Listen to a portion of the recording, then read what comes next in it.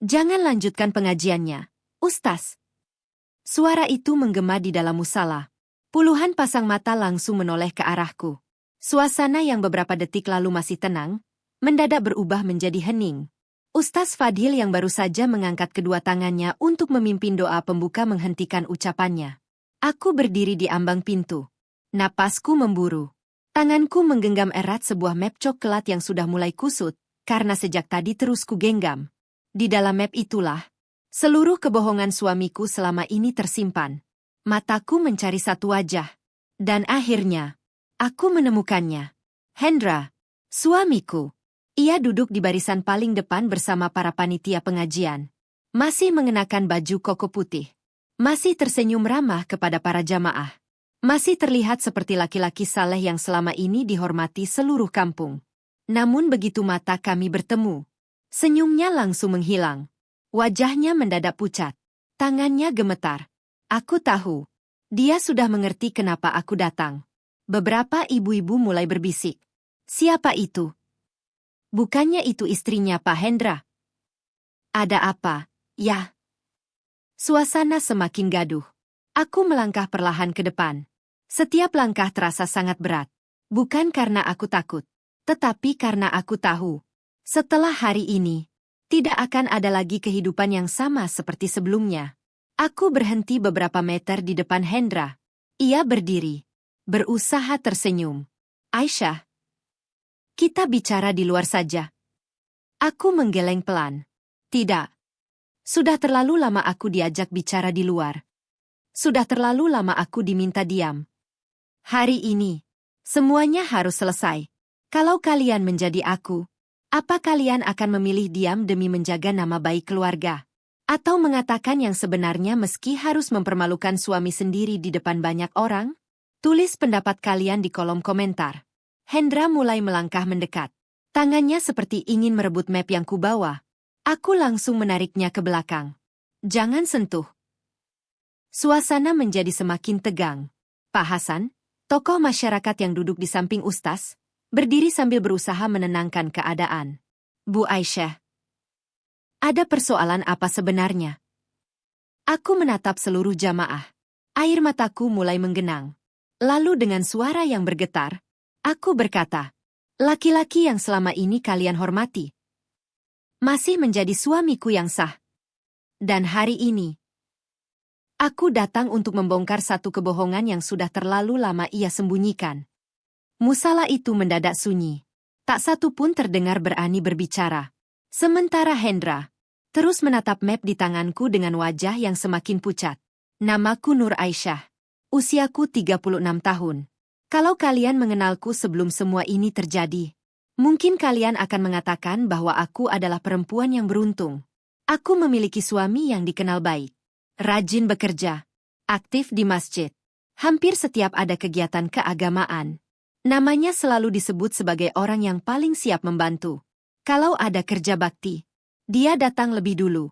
Kalau ada tetangga kesusahan, dia termasuk yang pertama mengulurkan tangan. Bahkan banyak ibu-ibu yang sering berkata kepadaku, syukur ya, Aisyah, dapat suami seperti Pak Hendra. Setiap kali mendengar itu, aku hanya tersenyum. Karena memang, aku juga berpikir demikian. Kami menikah hampir 11 tahun. Bukan keluarga yang kaya, tetapi kami tidak pernah kekurangan.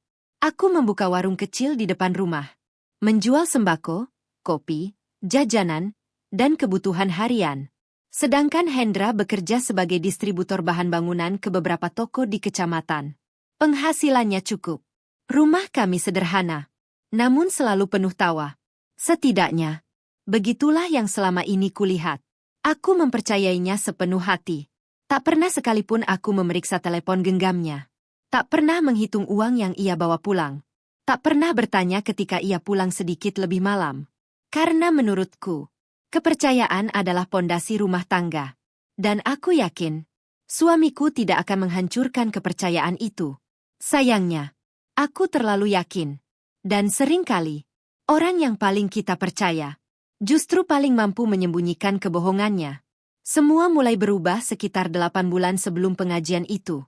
Awalnya, perubahannya sangat kecil. Hendra mulai lebih sering pulang larut malam. Kalau kutanya, jawabannya selalu sama. Ada pengiriman barang yang terlambat. Rapat panitia masjid. Membantu persiapan pengajian.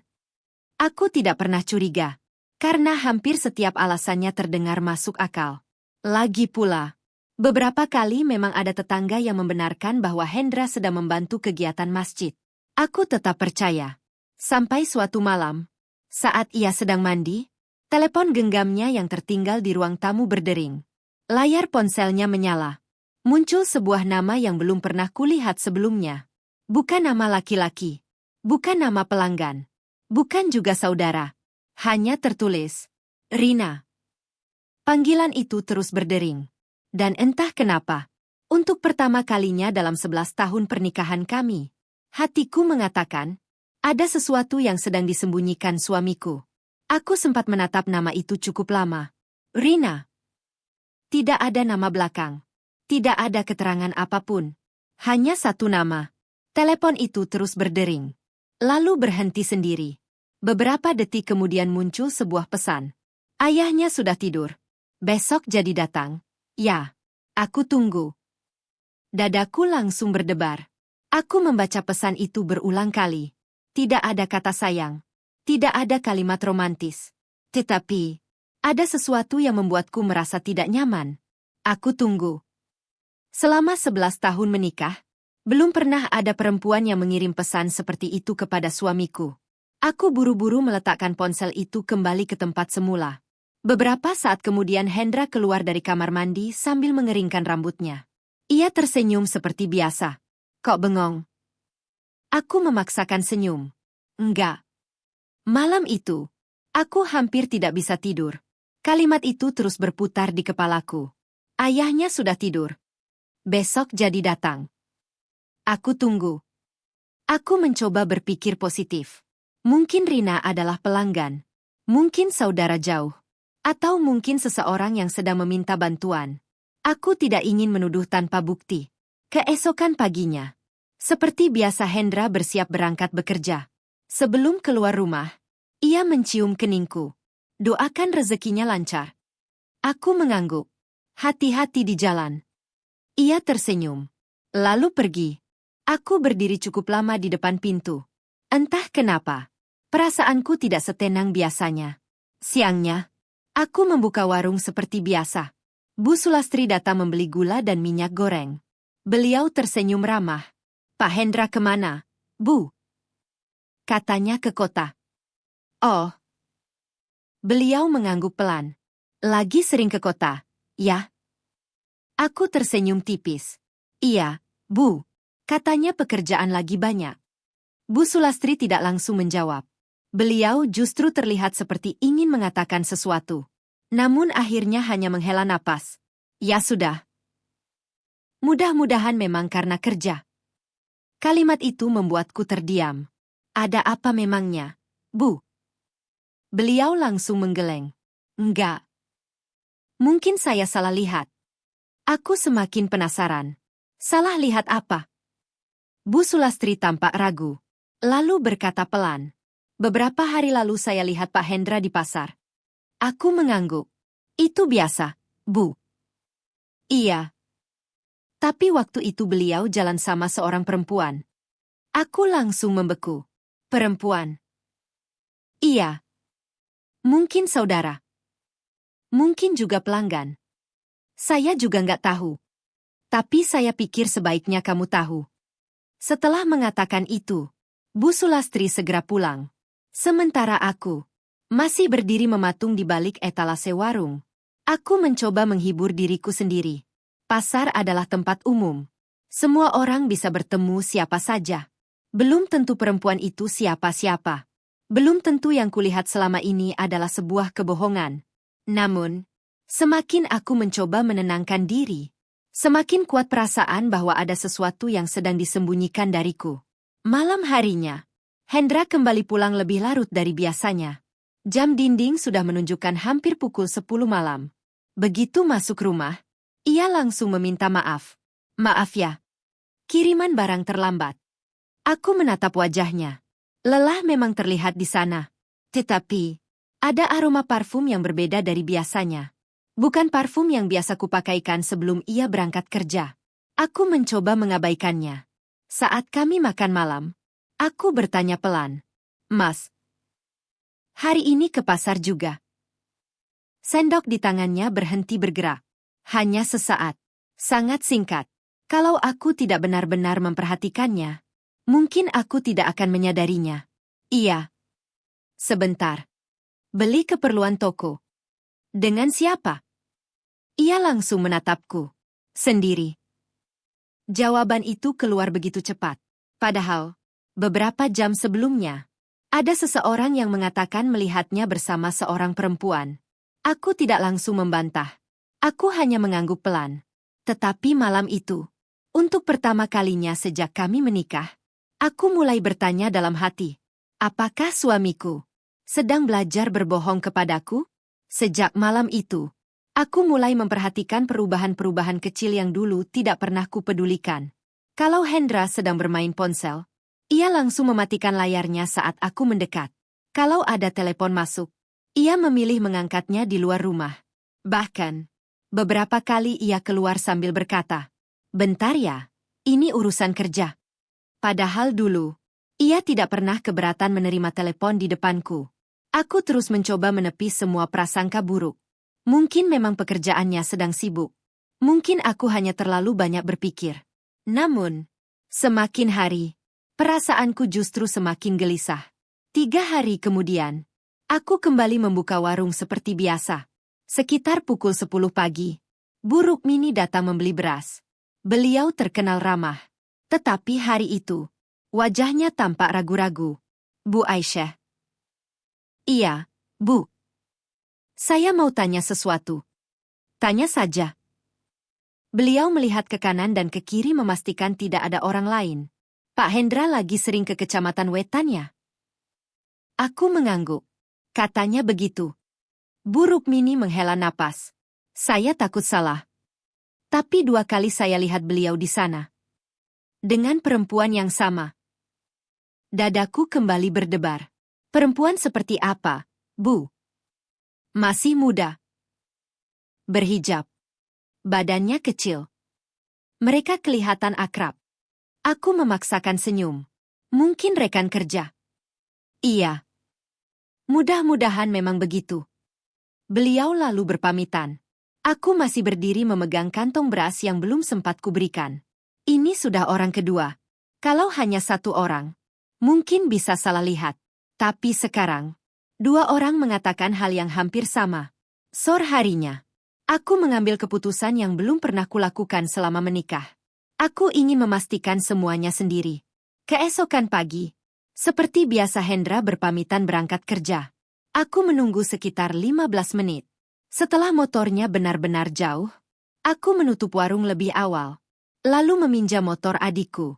Aku mengikuti jalan yang biasa dilewati Hendra menuju kota. Awalnya, ia benar-benar menuju arah toko bangunan. Aku sempat merasa lega. Mungkin aku memang terlalu curiga. Namun, di sebuah pertigaan, motor Hendra justru berbelok. Bukan menuju toko, melainkan ke arah jalan kecil yang belum pernah kulewati. Aku terus mengikutinya dari kejauhan. Jantungku berdegup sangat kencang. Aku takut ketahuan. Tetapi rasa ingin tahuku jauh lebih besar. Sekitar 20 menit kemudian, motor Hendra berhenti di depan sebuah rumah sederhana bercat hijau muda. Rumah itu berada di ujung gang. Lingkungannya cukup sepi.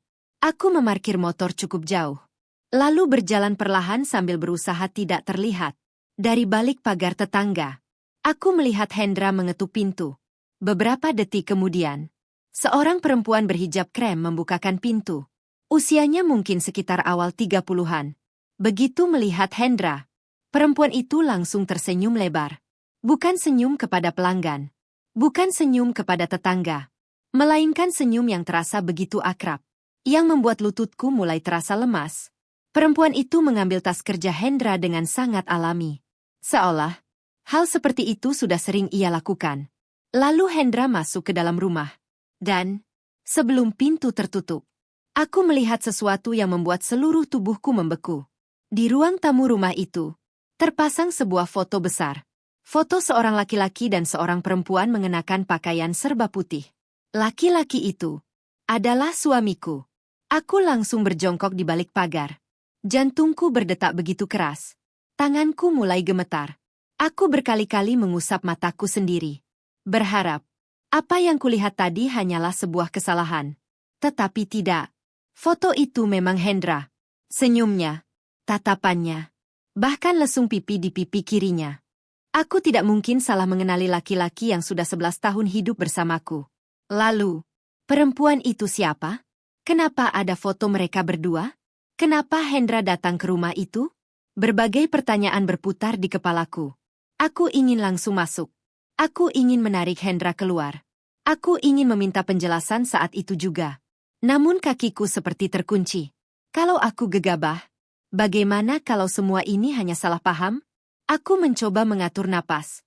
Lalu perlahan mendekati jendela samping rumah. Tirai jendelanya tidak tertutup rapat. Dari celah kecil itu, aku bisa melihat ruang tamu. Hendra duduk santai di sofa. Perempuan tadi menuangkan teh ke dalam 2 cangkir.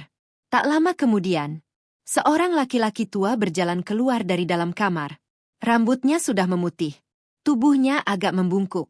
Begitu melihat Hendra, orang tua itu langsung tersenyum. Hendra, kamu akhirnya datang juga. Hendra segera berdiri, lalu menyalami dan mencium tangan laki-laki tua itu. Iya, ya. Aku langsung membeku. Iya, ya. Apa aku tidak salah dengar? Laki-laki tua itu tertawa kecil. Rina dari tadi nungguin kamu. Katanya masaknya nggak mau dimakan kalau belum datang. Perempuan itu hanya tersipu malu. Sedangkan Hendra tersenyum. Senyum yang selama ini kukira hanya milikku. Air mataku mulai mengalir. Aku mundur beberapa langkah. Dadaku terasa sesak. Kalau semua ini benar, berarti hubungan mereka bukan hubungan biasa. Aku pulang dengan kepala yang penuh pertanyaan. Sepanjang perjalanan, tanganku terus gemetar di atas setang motor. Beberapa kali aku harus berhenti di pinggir jalan karena pandanganku mulai kabur oleh air mata. Sesampainya di rumah, aku langsung masuk ke kamar. Aku tidak sanggup membuka warung lagi. Menjelang maghrib, Hendra pulang. Seperti biasa. Seolah tidak terjadi apa-apa. Ia bahkan sempat tersenyum ketika melihatku. Kok tutup warung? Nggak enak badan. Aku hanya mengangguk. Iya. Ia menghampiri. Menempelkan telapak tangannya ke dahiku. Nggak panas. Mungkin kecapean. Kalau saja dia tahu, ia membuatku lemas bukan demam. Melainkan kenyataan yang baru saja kulihat. Saat makan malam, aku mencoba memberanikan diri. Mas. Iya. Hari ini benar kerja? Iya. Seharian? Iya. Nggak ke tempat lain? Ia menatapku sebentar, lalu mengangguk mantap. Enggak. Jawaban itu keluar begitu mudah, tanpa sedikit pun rasa bersalah. Padahal beberapa jam sebelumnya, aku melihat sendiri dia duduk santai di rumah perempuan lain. Aku menggenggam sendok begitu erat. Dalam hati aku terus bertanya, sejak kapan laki-laki yang paling kupercaya begitu pandai membohongiku? Malam itu, aku tidak bisa tidur. Hendra sudah terlelap di sampingku. Aku memandang wajahnya dalam gelap. Wajah yang selama ini selalu membuatku merasa aman. Kini justru dipenuhi pertanyaan. Sekitar pukul 2 dini hari, ponselnya kembali bergetar. Kali ini bukan panggilan, melainkan sebuah pesan. Layar ponsel menyala sesaat. Karena berada tepat di samping bantal, aku bisa membacanya dengan jelas. Mas, ayah senang sekali tadi. Beliau bilang kapan-kapan kita makan bareng lagi sebagai keluarga. Tubuhku langsung kaku. Sebagai keluarga, aku menoleh ke arah Hendra. Ia masih tertidur pulas. Sementara di layar ponselnya, muncul nama yang kini sangat membekas di kepalaku. Rina. Aku memejamkan mata. Berusaha meyakinkan diriku sendiri bahwa mungkin aku salah membaca. Mungkin pesan itu bukan seperti yang kupikirkan. Namun semakin aku mencoba mencari alasan, semakin sulit aku membohongi diriku sendiri. Kalimat itu terlalu jelas. Sebagai keluarga. Aku menoleh ke arah Hendra. Ia masih tertidur nyenyak. Sedangkan aku, malam itu benar-benar tidak tidur sampai azan subuh berkumandang. Pagi harinya, aku mengambil keputusan. Aku tidak bisa terus hidup dengan dugaan. Aku harus mengetahui semuanya. Setelah Hendra berangkat bekerja, aku kembali menuju rumah bercat hijau itu. Kali ini aku tidak lagi bersembunyi. Aku menarik napas panjang, lalu mengetuk pintunya. Tok, tok, tok. Beberapa detik kemudian, pintu terbuka. Perempuan yang kulihat kemarin berdiri tepat di hadapanku. Ia tersenyum ramah. Iya, Bu. Aku ikut tersenyum. Maaf mengganggu. Saya mau tanya. Ini rumah Bu Rina? Iya. Saya Rina. Silakan masuk. Jantungku langsung berdegup semakin kencang. Aku melangkah masuk. Rumah itu sederhana. Sangat bersih. Di ruang tamunya masih ada foto besar yang kulihat kemarin. Kali ini, aku bisa melihatnya lebih jelas. Hendra mengenakan baju koko putih. Rina memakai gamis putih dengan kerudung senada. Mereka berdiri berdampingan. Di belakangnya, terlihat seseorang yang tampak seperti penghulu. Tanganku mulai dingin. Rina mengikuti arah pandangku. Ia tersenyum malu. Itu foto waktu akad kami. Kalimat itu seperti petir yang menyambar tepat di kepalaku. Aku berusaha tetap tenang. Oh ya. Iya. Sudah hampir 2 tahun. 2 tahun? Aku hampir kehilangan keseimbangan. Artinya, saat foto itu diambil, aku masih menjadi istri Hendra. Bahkan, kami masih tinggal serumah. Aku menggenggam tas erat-erat agar tubuhku tidak gemetar. Rina menuangkan teh ke dalam cangkir. Ia tampak sama sekali tidak curiga. Maaf ya, Bu. Saya belum tahu namanya. Aku menelan ludah. Oh. Saya Aisyah. Kenalan dari Mas Hendra. Wajah Rina langsung berbinar. Oh. Mas Hendra memang baik. Beliau sering cerita punya banyak teman. Aku hanya mengangguk pelan.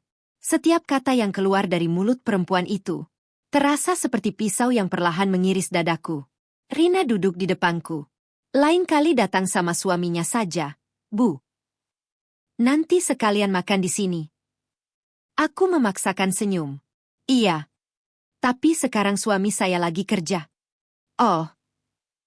Mas Hendra juga lagi kerja. Iya. Aku kembali mengangguk. Padahal, laki-laki yang ia sebut dengan begitu akrab adalah suamiku sendiri. Saat Rina pergi ke dapur mengambil camilan, mataku tanpa sengaja melihat sebuah figura kecil di atas lemari. Aku berdiri perlahan, lalu mendekat. Di dalam figura itu, ada foto Hendra sedang memegang tangan Rina. Keduanya tersenyum bahagia. Di bawah foto tertulis sebuah kalimat, "Kenangan indah pernikahan kami."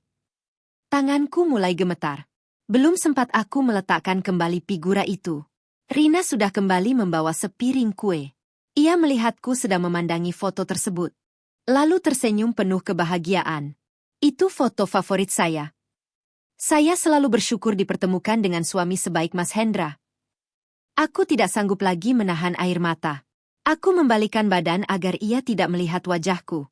Namun sebelum aku sempat melangkah, Rina berkata pelan, "Mas Hendra memang selalu bilang, dia sudah lama hidup sendiri sebelum menikahi saya." Aku langsung membeku. Hidup sendiri? Berarti, selama ini, Hendra mengatakan kepada perempuan itu bahwa dirinya tidak memiliki istri. Aku tidak ingat bagaimana caranya aku berpamitan dari rumah itu. Yang kuingat, Rina terus mengantarku sampai ke depan pagar sambil tersenyum ramah. "Hati-hati di jalannya, Bu Aisyah. Nanti kalau sempat main lagi." Aku hanya mengangguk. Bibirku tersenyum. Tetapi begitu membalikkan badan, air mataku langsung jatuh tanpa bisa kutahan lagi. Aku berjalan menuju motor dengan langkah yang terasa begitu berat. Tanganku sampai beberapa kali gagal memasukkan kunci ke lubang kontak. Dadaku sesak. Pikiranku kosong. Aku tidak marah kepada Rina. Sedikit pun tidak. Karena dari cara bicaranya, dari sorot matanya, aku yakin perempuan itu benar-benar tidak tahu apa-apa. Dia terlihat begitu tulus. Begitu percaya kepada Hendra. Sama sepertiku selama ini. Berarti, korban kebohongan Hendra bukan hanya aku. Sesampainya di rumah, aku langsung mengunci pintu. Lalu terduduk di lantai ruang tamu. Tangisku pecah. Selama 11 tahun menikah, belum pernah sekalipun aku membayangkan hidupku akan seperti ini. Aku selalu percaya, kalau suamiku pulang malam, itu karena bekerja. Kalau suamiku sering keluar kota, itu demi mencari rezeki. Kalau suamiku sibuk dengan kegiatan masjid, itu karena ingin beribadah. Ternyata, di balik semua alasan itu, ada perempuan lain yang sedang menunggunya. Ada rumah lain yang sering ia datangi. Ada keluarga lain yang ia bangun diam-diam. Aku memeluk lututku sendiri. Menangis sampai tenggorokanku terasa sakit. Entah berapa lama aku seperti itu. Sampai akhirnya pandanganku tertuju pada lemari tempat kami menyimpan dokumen keluarga. Aku berdiri. Mengambil map berwarna biru yang berisi surat-surat penting. Di dalamnya ada buku nikah kami, kartu keluarga, akta kelahiran anak, dan berbagai dokumen lain. Aku membuka buku nikah itu perlahan. Kulihat kembali foto kami saat masih begitu muda. Di bawahnya, tanggal pernikahan kami. 11 tahun yang lalu. Aku mengusap foto itu dengan ujung jariku. Dulu, aku begitu bangga memegang buku ini. Sekarang, aku justru merasa sedang memegang bukti bahwa aku telah dibohongi selama bertahun-tahun. Sore harinya, aku kembali mengingat satu kalimat Rina. Mas Hendra bilang dia sudah lama hidup sendiri. Kalimat itu terus berputar di kepalaku. Kalau memang begitu, berarti Hendra bukan hanya membohongiku. Dia juga membohongi Rina. Tiba-tiba muncul rasa ingin tahu yang sangat besar. Apakah Rina benar-benar tidak tahu kalau Hendra masih memiliki istri? Atau mereka berdua sebenarnya sama-sama menyembunyikan semuanya? Aku memutuskan mencari jawabannya. Keesokan harinya aku kembali datang ke rumah Rina. Kali ini, wajahnya tampak sedikit terkejut. Bu Aisyah, kok datang lagi? Aku menarik napas panjang. Maaf. Hari ini saya datang bukan sebagai kenalan Mas Hendra. Rina mulai terlihat bingung. Aku membuka tasku, lalu mengeluarkan buku nikah milikku. Tanpa berkata apa-apa, aku menyerahkannya kepadanya. Rina menerimanya dengan wajah penuh tanda tanya. Beberapa detik kemudian, ia membuka halaman pertama. Matanya langsung terpaku pada foto di dalam buku itu. Lalu perlahan, wajahnya berubah pucat. Tangannya mulai gemetar. Ia melihat foto itu, lalu melihat wajahku. Kemudian kembali melihat nama suami yang tertulis di buku nikah tersebut. Suaranya terdengar lirih. Hendra. Aku mengangguk pelan. Iya. Dia suamiku. Kalimat itu membuat buku nikah di tangan Rina terlepas dan jatuh ke lantai. Perempuan itu mundur beberapa langkah. Wajahnya dipenuhi ketakutan. Lalu dengan suara yang bergetar, ia berkata sesuatu yang sama sekali tidak pernah kuduga. Bu. Demi Allah. Aku benar-benar tidak tahu kalau Mas Hendra masih punya istri. Rina menutup mulutnya dengan kedua tangan. Air matanya langsung mengalir deras. Ia terus menggeleng. Tidak. Tidak mungkin. Mas Hendra bilang istrinya sudah meninggal. Aku terdiam. Kalimat itu terasa seperti pukulan yang lebih keras daripada semua yang sudah kudengar sebelumnya. Dia bilang apa? Tanyaku pelan. Rina masih menangis. Waktu kami pertama kenal, dia bilang hidupnya sepi. Katanya sudah lama kehilangan istri. Dia juga bilang ingin memulai hidup baru. Dadaku kembali sesak. Berarti, bukan hanya aku yang dibohongi. Perempuan di hadapanku ini pun hidup di atas kebohongan yang sama. Aku mengambil tisu di atas meja, lalu menyerahkannya kepada Rina. Tenang dulu. Rina mengusap air matanya. Aku bersumpah, Bu. Kalau dari awal aku tahu beliau masih punya istri, aku tidak akan pernah mau menikah dengannya. Aku mengangguk pelan. Aku percaya. Karena sejak pertama datang ke rumah itu, aku tidak pernah melihat sedikit pun sikap Rina seperti perempuan yang sengaja merebut suami orang. Yang kulihat justru seorang istri, yang juga merasa hidupnya dihancurkan. Beberapa menit kemudian, Rina berdiri. Lihat ini, Bu. Ia masuk ke dalam kamar. Lalu kembali membawa sebuah map berwarna hijau. Tangannya masih gemetar saat membukanya. Dulu Mas Hendra sendiri yang menyuruhku menyimpan semua berkas ini. Ia mengeluarkan beberapa lembar dokumen. Ada kwitansi. Ada foto. Ada surat pernyataan nikah siri yang ditandatangani beberapa saksi. Aku membaca semuanya satu persatu. Nama Hendra tercantum jelas. Tanggal akad itu, 2 tahun yang lalu. Saat aku masih menjadi istrinya. Aku memejamkan mata. Tidak ada lagi ruang untuk menyangkal. Semua bukti sudah ada di depan mataku. Rina kembali mengeluarkan sebuah album foto. Ini foto setelah akad. Aku membukanya perlahan. Di setiap halaman, Hendra terlihat begitu bahagia. Menyuapi Rina. Memakaikan cincin. Berfoto bersama beberapa orang yang menjadi saksi. Senyum yang sama, yang dulu pernah ia berikan kepadaku saat kami menikah. Air mataku kembali jatuh. Bukan karena cemburu, tetapi karena aku sadar, selama 2 tahun terakhir, suamiku menjalani 2 kehidupan yang berbeda. Rina tiba-tiba berkata lirih. Bu, ada satu hal lagi. Aku mengangkat wajah. Apa? Rina menunduk. Mas Hendra selalu melarangku datang ke kampung tempat beliau tinggal. Kalau aku bertanya alasannya, beliau bilang takut tetangga terus bergosip. Aku menghela napas panjang. Sekarang semuanya masuk akal. Bukan karena takut digosipi, melainkan karena takut. Aku melihat mereka. Rina kembali berbicara. Beliau juga melarangku mengunggah foto kami ke media sosial. Katanya pekerjaannya banyak relasi. Aku tersenyum pahit. Semua alasan itu ternyata hanya untuk menjaga agar 2 kehidupannya tidak pernah saling bertemu. Aku menatap Rina. Kamu mau membantuku? Ia langsung mengangguk. Mau.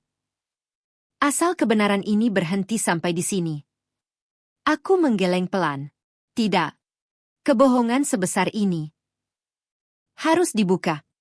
Rina menatapku cukup lama. Lalu, kita harus bagaimana? Aku terdiam. Saat itulah ponselku bergetar. Pesan masuk dari Bu Sulastri. Bu Aisyah, jangan lupa hari Minggu ada pengajian akbar di Masjid Al-Ikhlas. Pak Hendra jadi ketua panitianya. Semua warga akan hadir.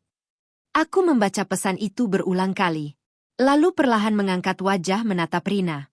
Entah sejak kapan, sebuah keputusan mulai terbentuk di dalam pikiranku. Dan keputusan itu akan mengubah hidup kami bertiga untuk selamanya. Sepanjang perjalanan pulang, aku terus memikirkan isi pesan dari Bu Sulastri. Pengajian akbar. Hari Minggu. Seluruh warga kampung akan hadir. Dan Hendra menjadi ketua panitianya. Kalau aku memilih diam, mungkin kebohongan itu akan terus berlanjut. Aku akan tetap menjadi istri yang dibohongi. Rina akan tetap hidup dalam rumah tangga yang dibangun di atas dusta. Sedangkan Hendra akan terus menjalani 2 kehidupan seolah tidak pernah melakukan kesalahan. Aku memejamkan mata. Tidak. Semuanya harus diakhiri. Malam harinya, Hendra pulang seperti biasa. Ia bahkan sempat membawakan kesukaanku. Ini roti bakar yang kamu suka. Aku menerima bungkusan itu tanpa berkata apa-apa. Ia duduk di sampingku. Kenapa akhir-akhir ini kamu pendiam? Aku menatap wajahnya. Lelaki ini masih bisa tersenyum di hadapanku. Masih bisa bersikap seolah tidak terjadi apa-apa. Aku benar-benar tidak mengerti. Bagaimana seseorang bisa membohongi 2 perempuan sekaligus, lalu tetap tidur dengan tenang setiap malam? Mas. Iya. Minggu nanti sibuk ya? Iya. Pengajian akbar. Persiapannya banyak. Aku mengangguk pelan. Semua warga datang. Iya. Pak Camat juga katanya hadir. Ia tersenyum bangga. Alhamdulillah. Semoga acaranya lancar. Aku ikut tersenyum.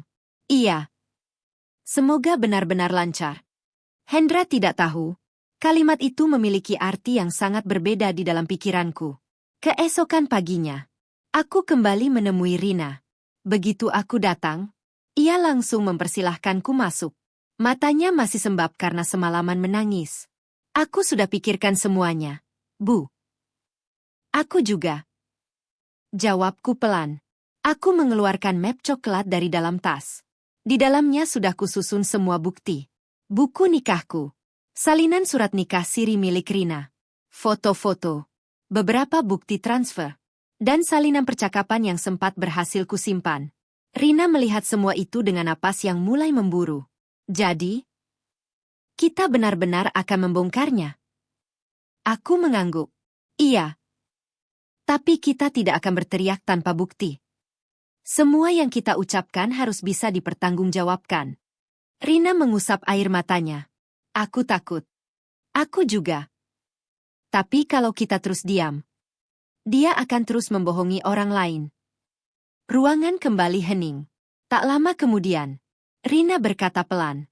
Bu, kalau nanti dia minta maaf, apa ibu akan memaafkannya? Aku terdiam cukup lama. Pertanyaan itu begitu sulit kujawab. 11 tahun bukan waktu yang singkat. Di dalamnya ada cinta, ada perjuangan, ada air mata, ada kenangan. Tetapi, ada juga kebohongan yang begitu besar. Aku akhirnya menggeleng pelan. Aku belum tahu. Tapi satu hal yang pasti. Hari Minggu nanti, semua topengnya akan terbuka. Rina menatapku tanpa berkedip, lalu perlahan mengangguk. Di antara kami tidak ada lagi keraguan. Yang tersisa hanya menunggu waktu. Waktu ketika seluruh kampung akhirnya mengetahui siapa sebenarnya Hendra di balik wajah saleh yang selama ini mereka kagumi. Hari Minggu akhirnya tiba. Sejak selesai salat subuh, dadaku sudah terasa sesak. Aku hampir tidak menyentuh sarapan. Segelas teh yang dibuatkan ibu bahkan masih utuh di atas meja. Yakin mau datang? Tanya ibu pelan. Aku menatap wajah beliau. Kalau ada satu orang yang mengetahui semua penderitaanku beberapa hari terakhir, itu adalah ibu. Beliau yang memelukku ketika aku pulang dari rumah Rina. Beliau yang menemaniku menangis sampai larut malam. Dan beliau pula yang berkali-kali bertanya apakah aku benar-benar siap menghadapi semua akibatnya. Aku menarik napas panjang. Kalau bukan hari ini, Bu, mungkin aku tidak akan pernah punya keberanian lagi. Ibu menggenggam tanganku. Apapun yang terjadi, ibu ada di belakangmu. Aku mengangguk. Lalu mengambil map coklat yang sejak semalam sudah kusiapkan. Map itu terasa jauh lebih berat daripada isinya. Karena di dalamnya, bukan hanya ada lembaran-lembaran kertas, tetapi juga masa depan rumah tanggaku. Masjid Al-Ikhlas sudah dipenuhi jamaah. Mobil berjejer di pinggir jalan. Karpet digelar sampai ke halaman. Ibu-ibu duduk berkelompok sambil membawa buku Yasin. Anak-anak berlarian di pelataran masjid. Suasananya begitu ramai, begitu damai. Sama sekali tidak ada yang menyangka. Beberapa menit lagi, tempat itu akan menjadi saksi runtuhnya sebuah kebohongan. Aku berdiri cukup jauh dari pintu masuk, menyembunyikan diri di balik mobil yang terparkir. Mataku mencari satu wajah. Tak lama kemudian, Hendra datang. Ia mengenakan baju koko putih lengkap dengan peci hitam. Di dadanya terpasang tanda pengenal panitia. Semua orang yang datang menyalaminya. Ada yang menepuk pundaknya. Ada yang memuji kerja kerasnya menyiapkan acara. Masya Allah, Pak Hendra. Acara tahun ini bagus sekali. Semoga jadi amal ibadah. Hendra hanya tersenyum rendah hati. Kalau mereka tahu, lelaki yang sedang mereka puji itu baru saja menghancurkan 2 rumah tangga dengan kebohongannya sendiri. Aku menggenggam map itu semakin erat. Tanganku mulai berkeringat. Beberapa menit kemudian, Rina datang. Ia mengenakan gamis berwarna biru muda. Wajahnya pucat, matanya sembab. Begitu melihatku, ia menghampiri. Kita masih bisa membatalkannya. Ucapnya lirih. Aku menggeleng pelan. Bukan. Dia yang seharusnya membatalkan kebohongannya sejak dulu. Rina menunduk. Aku takut. Aku juga. Tapi kita sudah terlalu jauh untuk mundur. Tak lama kemudian, dari dalam masjid terdengar suara pembawa acara. Assalamualaikum warahmatullahi wabarakatuh. Mohon seluruh jamaah menempati tempat masing-masing. Acara pengajian akbar akan segera dimulai. Aku dan Rina saling berpandangan. Tidak ada lagi kata-kata. Aku mengusap air mata yang hampir jatuh. Lalu menggenggam tangan Rina sebentar. Apapun yang terjadi, Jangan berbohong. Rina mengangguk. Insya Allah. Kami melangkah masuk ke dalam masjid. Sementara di barisan paling depan, Hendra yang sedang membantu Ustaz menyiapkan mikrofon belum menyadari bahwa dua perempuan yang selama ini berhasil ia bohongi, kini datang bersama membawa seluruh bukti yang akan menghancurkan topengnya di depan satu kampung. Aku dan Rina memilih duduk di barisan paling belakang. Bukan karena takut, tetapi karena kami ingin memastikan semua orang sudah berada di dalam masjid. Tidak ada yang terlewat. Tidak ada yang bisa mengatakan bahwa mereka tidak mengetahui apa yang akan terjadi hari itu. Di depan, Ustaz Fadil mulai membuka pengajian. Suaranya tenang. Marilah kita panjatkan puji syukur kehadirat Allah Subhanahu wa Ta'ala. Seluruh jamaah menundukkan kepala. Aku ikut menunduk. Namun bibirku sama sekali tidak mampu mengucapkan amin. Dadaku terasa semakin sesak. Tanganku dingin. Map coklat itu terus kupeluk erat. Di sampingku, Rina beberapa kali menarik napas panjang. Aku tahu, perempuan itu sedang berusaha mengumpulkan keberanian. Sama sepertiku. Beberapa menit kemudian, Ustaz mengangkat kedua tangannya. Marilah kita mulai acara ini dengan membaca doa bersama. Seluruh jamaah ikut mengangkat tangan. Saat itulah, aku berdiri. Suara kain gamisku bergesekan pelan. Beberapa ibu di belakang langsung menoleh. Aku melangkah perlahan menuju bagian depan. Langkah demi langkah. Suara langkah kakiku terdengar begitu jelas di tengah suasana yang hening. Hendra yang sedang duduk di samping Pak Hasan tanpa sengaja melihat ke arahku. Awalnya ia hanya tersenyum. Mungkin ia mengira aku baru datang untuk mengikuti pengajian.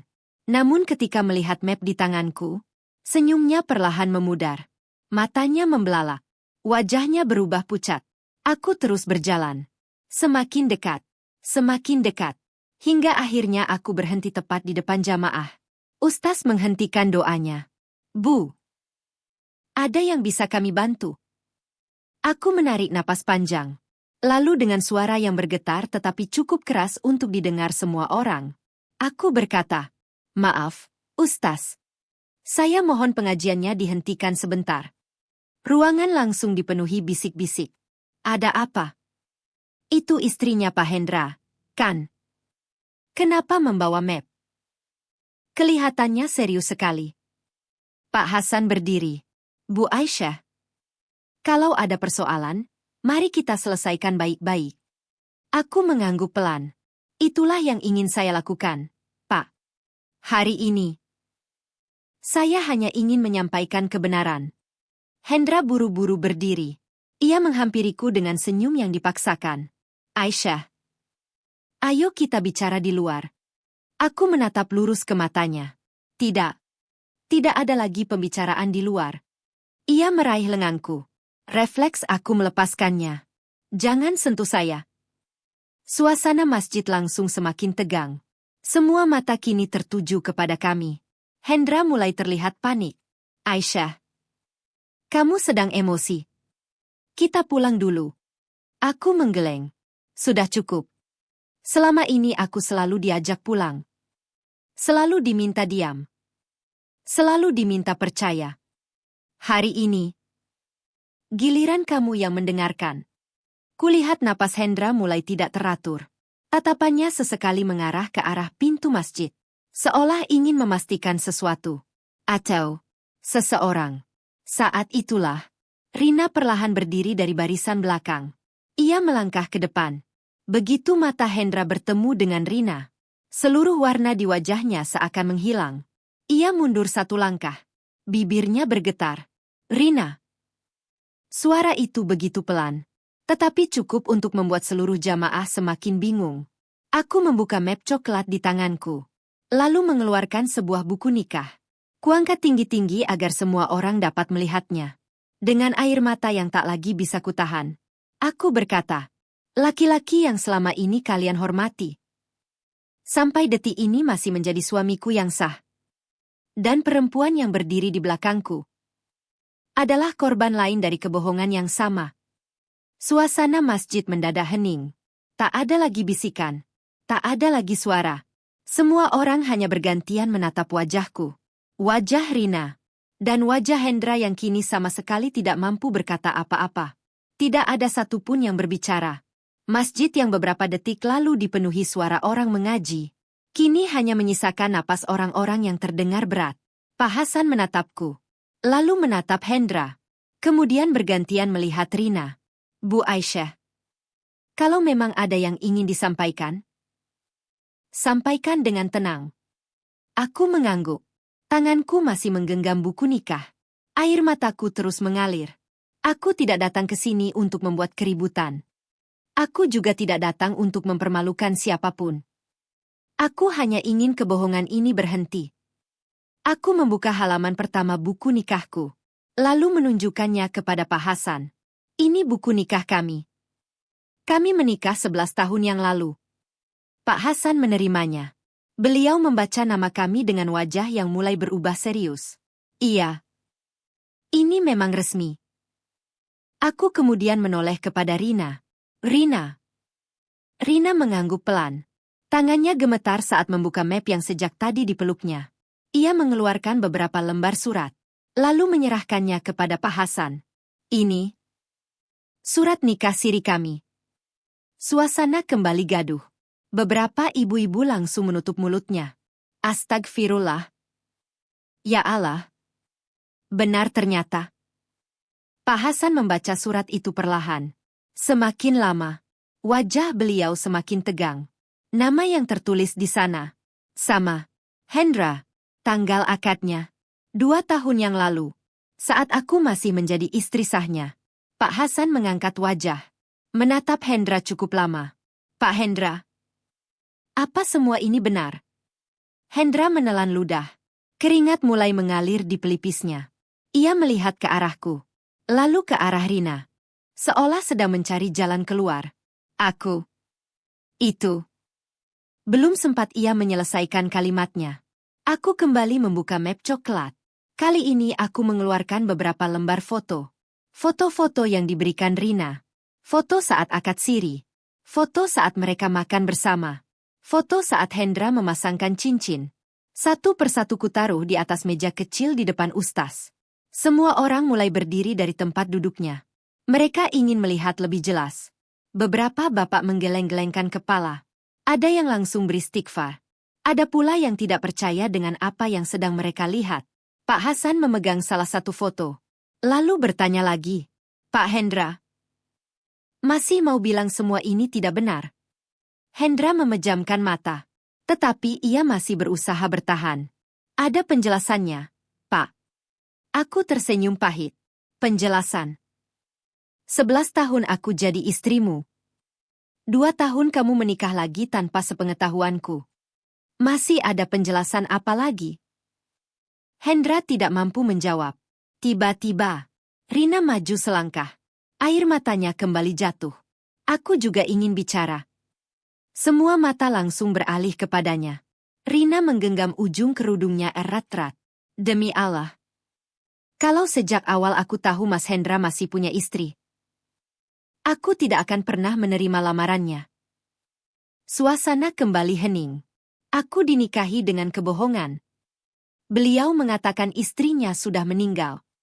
Beliau bilang hidupnya sudah sendiri. Tangis Rina pecah. Aku juga korban. Kalimat itu membuat beberapa ibu ikut menangis. Tak seorang pun menyangka. Perempuan yang selama ini mereka anggap sebagai penyebab hancurnya rumah tangga orang, ternyata juga hidup di atas kebohongan yang sama. Pak Hasan menatap Hendra dengan sorot mata yang tajam. Pak Hendra, sekarang saya minta jawaban yang jujur. Di hadapan Allah, di hadapan jamaah, dan di hadapan 2 perempuan yang sudah Bapak sakiti. Apakah benar Bapak telah menjalani 2 pernikahan selama 2 tahun terakhir? Hendra menundukkan kepalanya. Tubuhnya mulai bergetar. Lama, sangat lama. Sampai akhirnya terdengar satu jawaban yang membuat seluruh isi masjid kembali bergemuruh. Iya. Iya. Satu kata itu langsung membuat seluruh isi masjid bergemuruh. Astagfirullah. Ya Allah. Pak Hendra ngaku. Beberapa bapak berdiri dari tempat duduknya. Ibu-ibu mulai saling berbisik.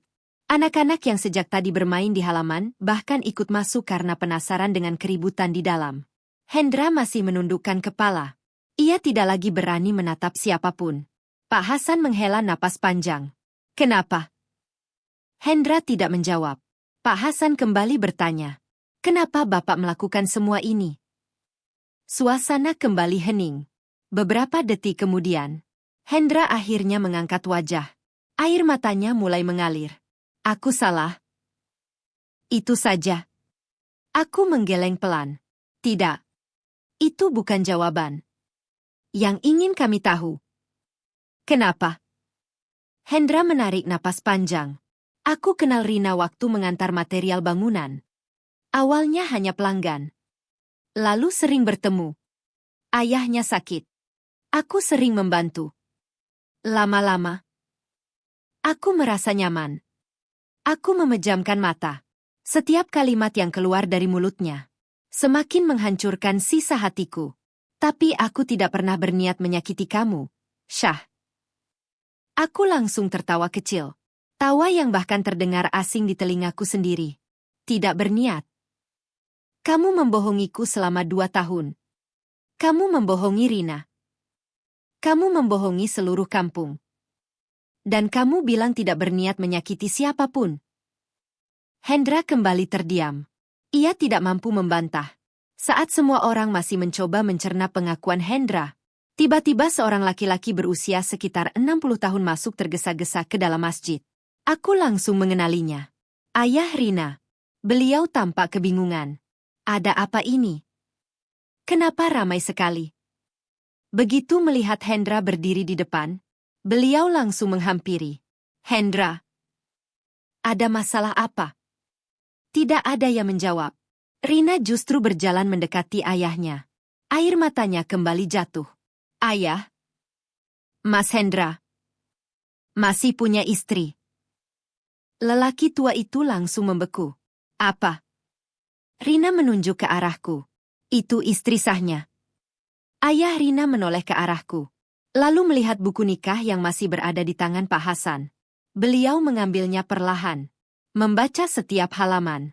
Semakin lama, tangannya semakin gemetar.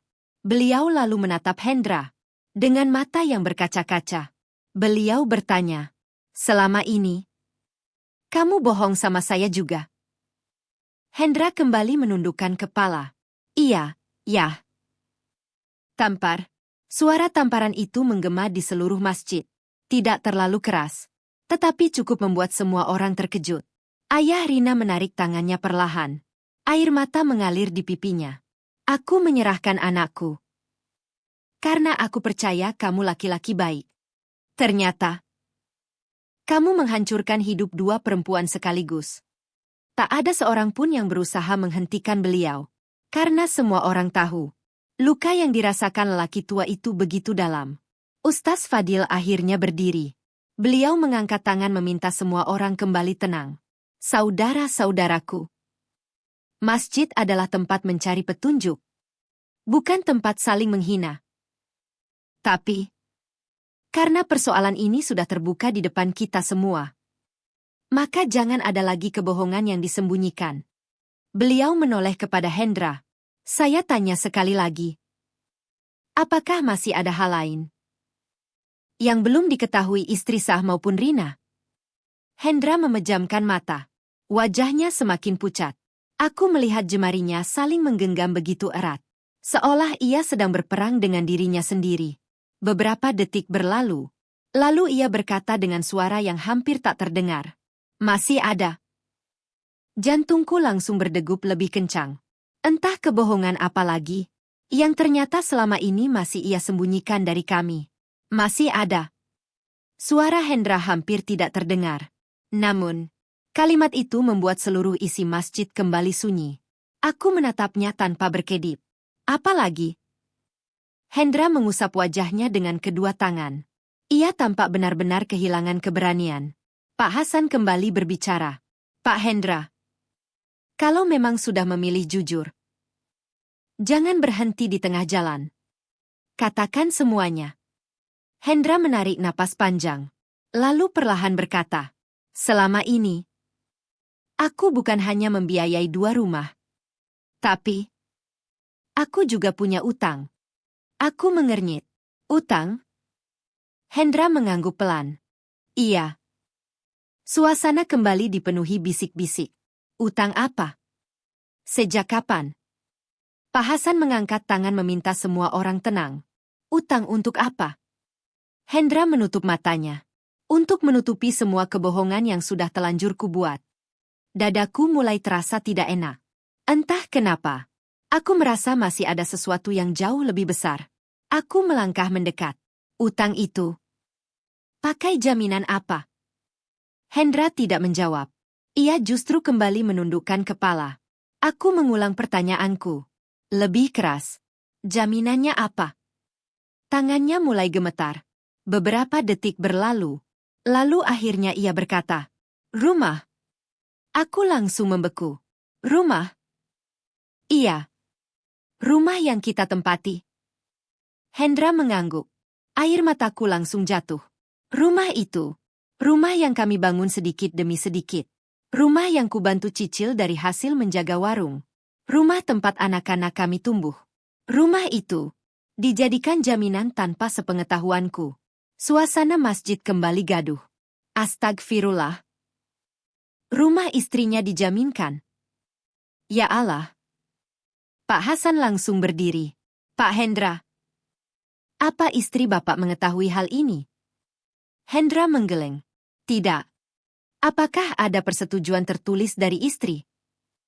Hendra kembali menggeleng. Tidak. Aku menatap wajahnya dengan perasaan yang sudah sulit kujelaskan. Selama ini, aku mengira luka terbesarku adalah ketika mengetahui ia menikah lagi. Ternyata, masih ada pengkhianatan lain yang jauh lebih menyakitkan. Bukan hanya cintaku yang ia khianati, tetapi juga kepercayaanku, masa depan keluargaku, dan tempat tinggal anak-anakku. Aku menahan tangis, lalu bertanya pelan, kalau kamu gagal membayar, apa yang akan terjadi? Suara Hendra bergetar. Rumah itu akan disita. Lututku langsung lemas. Aku hampir terjatuh. Untung beberapa ibu yang berada di dekatku segera memegang lenganku. Aku tidak sanggup membayangkannya. Andai hari ini aku tidak mengetahui semuanya, mungkin suatu hari nanti akan datang orang asing, membawa surat penyitaan. Dan saat itu, aku bahkan tidak tahu kenapa rumahku harus diambil. Ustaz Fadil menghela napas panjang. Beliau memandang Hendra dengan tatapan penuh kecewa. Harta bisa dicari lagi. Tetapi kepercayaan, sekali rusak, sangat sulit diperbaiki. Hendra menangis. Untuk pertama kalinya sejak semua terbongkar. Ia benar-benar menangis. Ia berlutut di hadapanku. Aisyah, maafkan aku. Aku hilaf. Aku benar-benar hilaf. Aku menatapnya tanpa ekspresi. Kalau permintaan maaf itu datang 2 tahun yang lalu, mungkin aku masih bisa mempercayainya. Kalau permintaan maaf itu datang sebelum ada perempuan lain, mungkin aku masih mau memeluknya. Tetapi sekarang, di depanku berdiri seorang laki-laki yang telah menghancurkan hidup 2 perempuan, menggadaikan rumah keluarganya, dan membohongi seluruh kampung. Aku menarik napas panjang, lalu menghapus air mataku sendiri. Hendra, hari ini, aku tidak datang untuk mencari permintaan maafmu. Aku datang untuk mengakhiri semua kebohongan ini. Tidak ada lagi yang ingin kukatakan. Semua bukti sudah terbuka. Semua kebohongan sudah diakui. Dan semua orang yang berada di dalam masjid itu, kini mengetahui siapa Hendra yang sebenarnya. Hendra masih berlutut. Air matanya terus mengalir.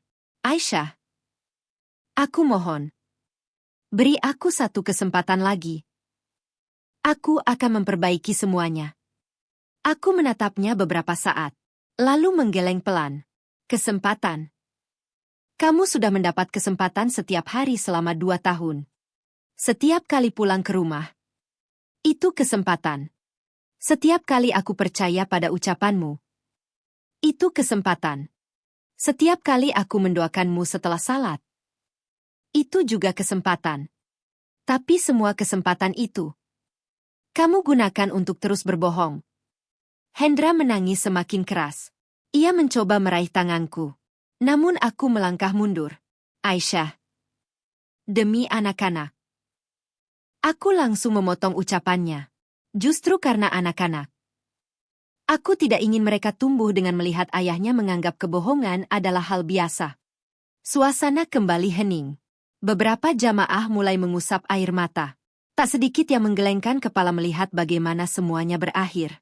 Ustaz Fadil perlahan menghampiriku. Beliau berkata dengan suara yang tenang. Bu Aisyah, keputusan ada di tangan ibu. Tidak ada seorang pun yang boleh memaksa. Kalau ibu masih ingin mempertahankan rumah tangga, itu hak ibu. Kalau ibu memilih mengakhirinya, itu juga hak ibu. Aku mengangguk pelan, lalu menoleh kepada Hendra. Air mataku memang masih mengalir. Tetapi entah kenapa, hatiku justru terasa jauh lebih tenang. Mungkin, karena untuk pertama kalinya selama 2 tahun terakhir, aku tidak lagi hidup di dalam kebohongan. Aku menarik napas panjang. Hendra, aku sudah memikirkan semuanya. Bahkan sebelum datang ke tempat ini. Keputusan ini bukan lahir karena marah. Bukan karena malu. Dan bukan karena ingin membalas dendam. Aku hanya ingin menyelamatkan sisa hidupku. Hendra menatapku dengan mata sembab. Aku memilih mengakhiri pernikahan kita. Kalimat itu membuat Hendra langsung terduduk lemas. Ia tidak lagi mampu berkata apa-apa. Wajahnya benar-benar kehilangan harapan. Di saat suasana masih dipenuhi tangis, Rina perlahan melangkah mendekati kami. Ia menatapku sambil menangis. Bu Aisyah, maafkan saya. Aku langsung memeluknya. Untuk pertama kalinya, kami menangis dalam pelukan yang sama. Bukan sebagai 2 perempuan yang saling membenci, melainkan sebagai 2 perempuan yang sama-sama kehilangan kepercayaan kepada laki-laki yang mereka cintai. Aku tidak menyalahkanmu. Ucapku lirih. Aku tahu. Kamu juga tidak tahu apa-apa. Rina semakin terisak. Aku juga sudah selesai. Aku tidak mungkin melanjutkan rumah tangga yang dibangun dari kebohongan. Aku mengangguk pelan. Di belakang kami, Hendra masih terduduk. Sendirian. Tidak ada lagi yang berusaha membelanya. Tidak ada lagi yang mengatakan bahwa semua ini hanya salah paham. Karena hari itu, seluruh topeng yang selama ini ia kenakan telah jatuh di depan orang-orang yang paling menghormatinya. Dan aku tahu, perpisahan ini mungkin akan menyakitkan, tetapi tetap lebih baik daripada seumur hidup-hidup bersama seseorang yang terus menjadikan kebohongan sebagai bagian dari cintanya. Setelah pengajian itu berakhir, tidak ada lagi yang mendatangi Hendra. Laki-laki yang selama ini selalu menjadi orang pertama menyambut tamu, kini justru duduk sendirian di sudut masjid. Beberapa warga hanya menatapnya sekilas, lalu berjalan pergi. Tidak ada caci maki, tidak ada teriakan. Justru diamnya orang-orang hari itu terasa jauh lebih menyakitkan. Aku dan ibu pulang lebih dulu. Sepanjang perjalanan, tak satu pun dari kami berbicara. Aku hanya memandang jalan di depan. Sesekali masih teringat wajah Hendra saat mengakui semua kebohongannya.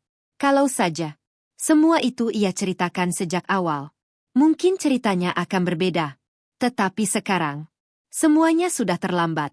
3 hari kemudian, Hendra datang ke rumah. Kali ini tidak sendiri. Ia datang bersama kedua orang tuanya. Begitu melihat mereka turun dari mobil, aku langsung memahami maksud kedatangan mereka. Ibu mempersilakan mereka masuk. Suasana ruang tamu terasa begitu canggung. Tak ada senyum, tak ada basa-basi. Ayah Hendra menjadi orang pertama yang berbicara. Aisyah, Bapak datang untuk meminta maaf. Aku menundukkan kepala. Beliau melanjutkan. Kami benar-benar tidak tahu kalau Hendra melakukan semua ini. Kalau kami tahu, kami sendiri yang akan menghentikannya. Air mata ibu mertua mulai mengalir. Beliau menghampiriku, lalu menggenggam kedua tanganku. Nak, maafkan ibu. Ibu gagal mendidik anak sendiri. Aku ikut menangis. Bu, ini bukan salah ibu. Yang memilih berbohong adalah Hendra. Ruangan kembali hening. Tak lama kemudian, Hendra berdiri. Wajahnya jauh lebih kurus dibanding beberapa hari lalu. Matanya cekung, seolah tidak pernah tidur. Aisyah. Aku sudah mendatangi tempat pinjaman itu. Aku mengangkat wajah. Mereka memberi waktu. Aku akan bekerja apa saja. Aku akan melunasi utangnya sendiri. Rumah itu tidak akan kusentuh lagi. Aku mendengarkan semua ucapannya. Namun, tidak ada lagi yang mampu mengubah keputusanku. Aku berkata pelan. Itu memang tanggung jawabmu. Bukan karena kita masih suami istri. Tapi karena sejak awal utang itu memang kamu yang buat. Hendra mengangguk. Ia tidak membantah. Mungkin, untuk pertama kalinya dalam hidupnya, ia benar-benar menerima akibat dari semua pilihannya sendiri. Seminggu kemudian, aku dan Hendra datang ke kantor pengadilan agama untuk mengurus proses perceraian. Tidak ada pertengkaran. Tidak ada saling menyalahkan. Semua terasa begitu sunyi. Saat menunggu giliran dipanggil, kami duduk berdampingan. Namun tidak ada lagi yang bisa kami bicarakan. 11 tahun kebersamaan berakhir dalam keheningan. Sebelum namaku dipanggil, Hendra berkata pelan, "Terima kasih." Aku menoleh. Untuk apa? Karena selama 11 tahun, kamu sudah menjadi istri yang baik. Air mataku kembali jatuh. Aku tersenyum tipis. Lalu kenapa kamu memilih menghancurkan semuanya? Hendra menundukkan kepala. Tidak ada jawaban. Karena memang, tidak ada jawaban yang mampu memperbaiki pengkhianatan sebesar itu. Beberapa saat kemudian, petugas memanggil nama kami. Aku berdiri perlahan, menarik napas panjang, lalu melangkah masuk. Aku tahu, di balik pintu itu, akan berakhir sebuah pernikahan yang dulu kuawali dengan penuh cinta. Namun aku juga percaya, kadang-kadang, akhir dari sebuah luka adalah awal dari kehidupan yang lebih jujur. 2 bulan berlalu sejak hari itu. Perlahan, hidupku mulai menemukan ritmenya kembali. Warung kecil di depan rumah kembali kubuka setiap pagi. Aku belajar menjalani hari tanpa lagi menunggu suara motor Hendra berhenti di depan pagar. Awalnya terasa aneh. 11 tahun hidup bersama seseorang. Lalu tiba-tiba semuanya hilang. Tetapi waktu, sedikit demi sedikit mengajarkanku menerima kenyataan. Suatu pagi, Bu Sulastri datang membeli gula. Beliau tersenyum hangat. Gimana kabarnya sekarang? Aku ikut tersenyum. Alhamdulillah, Bu. Sudah jauh lebih baik. Beliau mengangguk lega. Pengajian minggu depan datangnya. Aku sempat terdiam. Pengajian. Dulu, kata itu selalu mengingatkanku pada hari paling menyakitkan dalam hidupku. Namun sekarang, aku tidak ingin terus lari dari kenangan. Aku mengangguk pelan. Insya Allah saya datang. Hari pengajian itu pun tiba. Aku datang lebih awal. Masjid yang sama. Tempat yang sama. Tempat di mana hidupku berubah. Begitu melangkah masuk, beberapa ibu menghampiriku. Mereka tidak lagi memandangku dengan rasa iba. Justru mereka memelukku. Senang lihat kamu datang lagi. Semoga Allah selalu menguatkanmu. Aku hanya tersenyum. Kini aku sadar, tidak semua orang akan menghakimi. Masih banyak yang benar-benar peduli.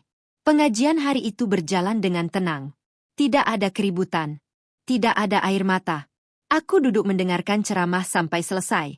Saat ustaz menyampaikan bahwa kejujuran adalah amanah yang harus dijaga, aku hanya menundukkan kepala.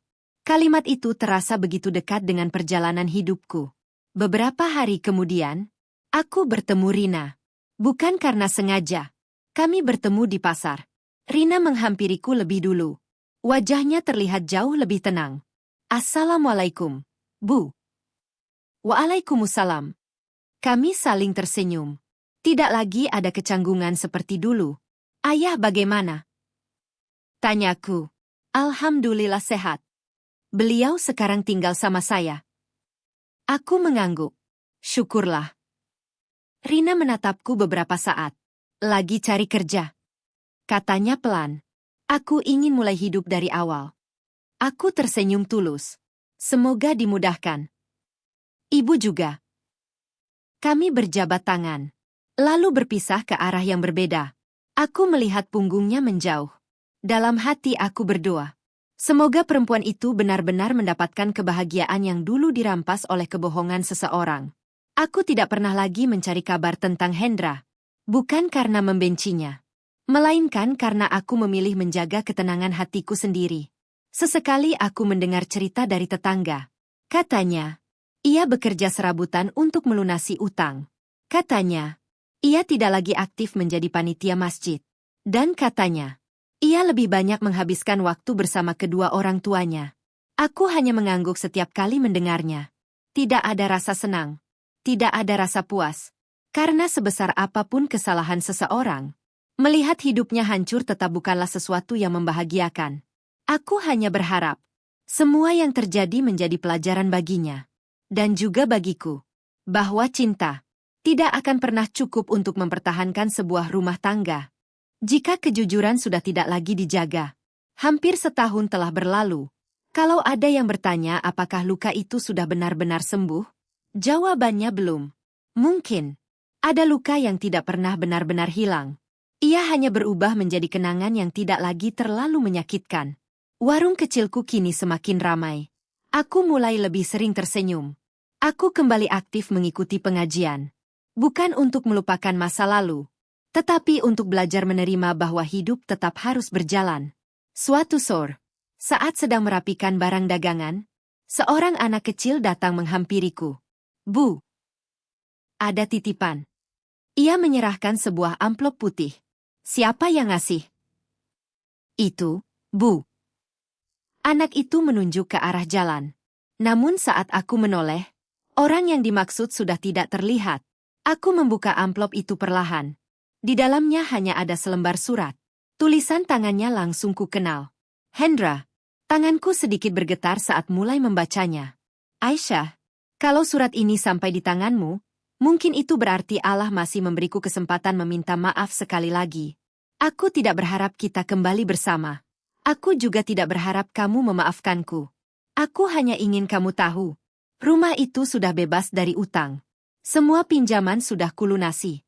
Aku menepati janjiku. Terima kasih karena dulu kamu memilih mengatakan kebenaran. Saat itu aku membencimu. Aku merasa kamu menghancurkan hidupku. Tapi sekarang aku sadar, yang menghancurkan hidupku bukan kamu, melainkan semua kebohongan yang kubuat sendiri. Semoga Allah selalu menjaga langkahmu.